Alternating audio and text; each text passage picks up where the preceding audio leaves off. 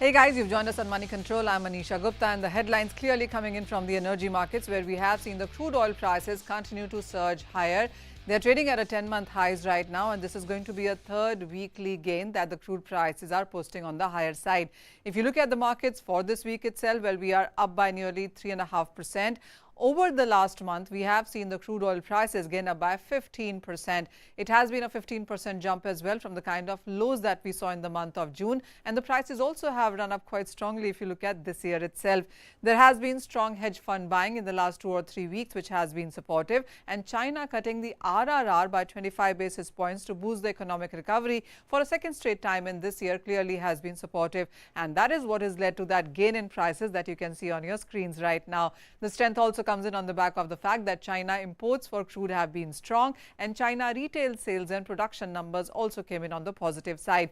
That chart tells you on how the crude prices have been moving in this year. We started with $82, saw a decline up to 70, and we are trading at around 94 plus kind of levels at this point in time. The maximum of gains actually have come in previous 3 weeks itself. It was on 23rd of August that we were still trading around $82 or so, and we're trading at 94 right now. So in matters of 3 weeks, we have jumped up by nearly $12 a barrel in case of the crude oil prices there. Clearly not good news for India and US, which are headed for elections as well. This is the deficit that is anticipated because of the output cuts that we are looking from Saudi Arabia, Russia, lower production from US, and concerns also in Libya and Kazakhstan. So when you look at the deficit, OPEC clearly believes that 3.3 million barrels per day of a deficit is what you could look at in fourth quarter. IEA and EIA, both other global agencies, also are anticipating a deficit by fourth of quarter. And that means if there is lesser crude and more demand for it, that could be taking the prices on the higher side.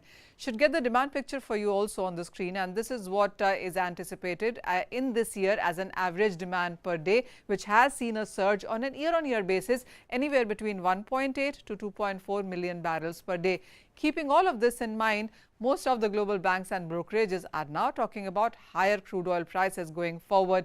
That is a view from Saxo Bank, Probus Securities and Goldman Sachs, all talking about crude prices ranging from $94 to $105 a barrel going forward before we see the end of this year. And that's exactly the view coming in from Fat Profits, Bank of America, Wood Mackenzie. They also talk about anywhere of 88 to 95 on the higher side of crude prices. So even as we are overbought right now on charts with the kind of gains that we've seen, markets do believe that the crude prices could stay higher for longer.